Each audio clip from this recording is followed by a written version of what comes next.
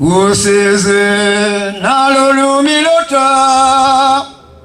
entongo nazo semezo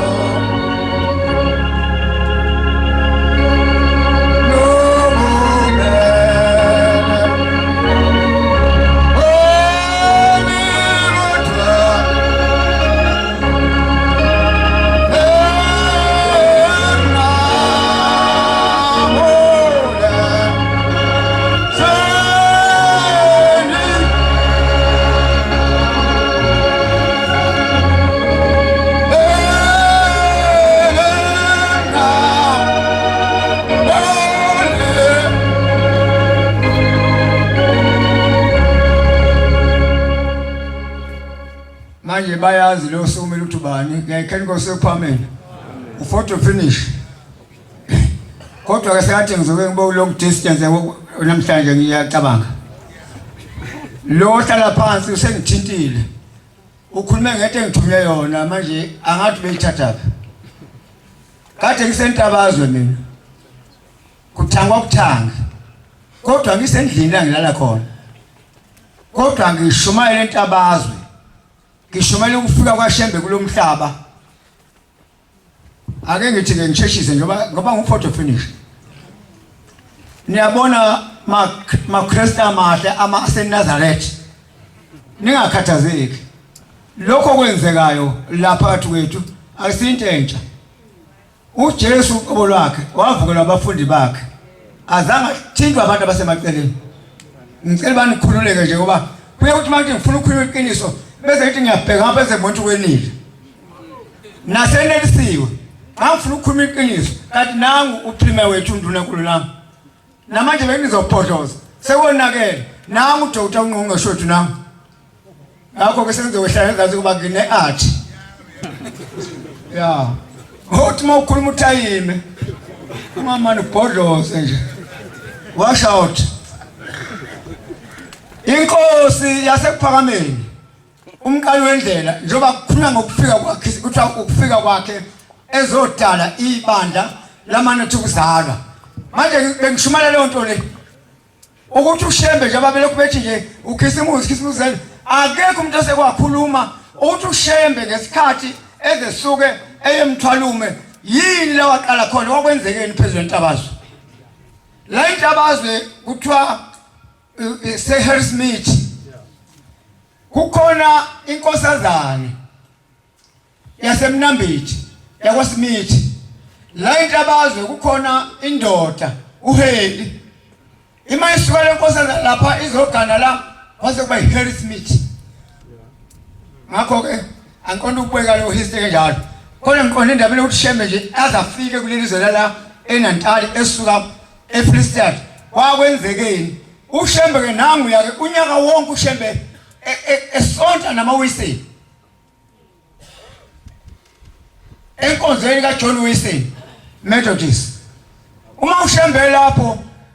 uthi umlungu langathile namhlanje sicela inkonzo ke sinike lo mfana kaShembe yasisukuma insizwa yezulu bathi ayibhingela ibheshu la yasukuma insizwa yezulu kodwa sekunonyaka esonta lapha uma isukuma insizwa yezulu ngizolinga saze ukuhlabelela ngoba kuhlabelela kuyabambezela yathi sura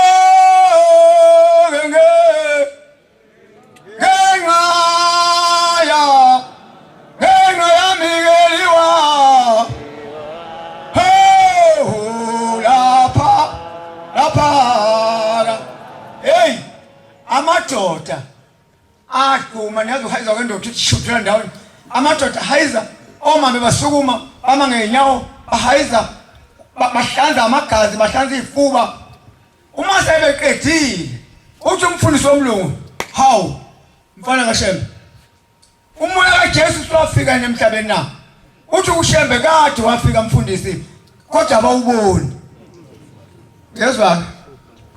esalawunda le uShembe engakehli right ngo82 mangifika la ngo62 mangifika la phezulu entabazo ngevangeli nje 40 seconds uthi umama hawu mfana uphuma kuShembe ezantsi nangithi mina yebo uthi hey uyasibona thina sashiya inkonzo zethu samlandela lo muntu kodwa into ebuhlungu wathi mase wahamba ukuhamba angabuye ehlakule isimo yakhe sabuyele inkonzweni zethu kanti usho lo mama khona umama oyedwa owabambelela njalo owathi mase bambele lo mama wasebona inkonzo esethanda ukosonta lapha ethanda ukosonta lapha thela ngathile wathi umfazi womfundisi uyazi umfazi womfundisi hayi inkosikazi wathi umfazi womfundisi njengamanje na baba lo mfazi lo lokho efika la ungale ngutshana yakhe emhlophe usekungulela amakhosikazi asefuna ukumbeka wathi umfundisi waqonda ngqo mntanami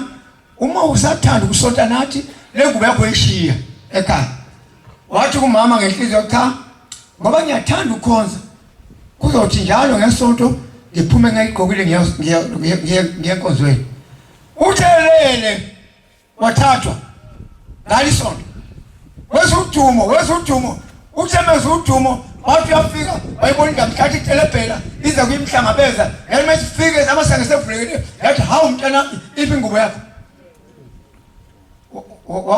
wavuka ima inkosi ilanga isithi lo mama kalandwe ke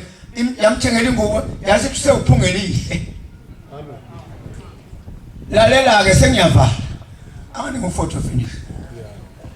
uShembe uthi kumfundisi womlungu ngibhaphathisa uphethe testament uvule incwadi kaJohane 3 uthi ngibhaphathisa uthi umfundisi womlungu cha Shembe olwethu ubhaphathisa yilolu la uthi cha ngibhaphathisa ngololu kaJohane ithi inkosi cha uthi umlungu cha athi uShembe ukulungile ke sala abesehleya lapha umatita umfundisi waseBaptist njengoba lenkonzo ekuthiwa yinazi zeBaptist uShembe ubhabhashwe umfundisi waseBaptist umatita okuyena wababhashwe uShembe usethi umatita la ngathile cha ngibona ngokugcina lokho cha ngibona ukuthi ma Baptist lo muntu ophakathi wethu akafanele thina njengoba ngafanele thina lo muntu kufanele simdedele ahambe ewakhisiwe kongamangele umfundisi ebonisa le nto wathi namhlanje na maBaptist siyamkhulula umloyiswa umdwamafa Shembe ahambe ewakhisiwe sikaNkulunkulu ngoba akekho umuntu ongamphatha wena uyinabukeni ufuna ukuphatha uShembe inkosi kusenikuzwisa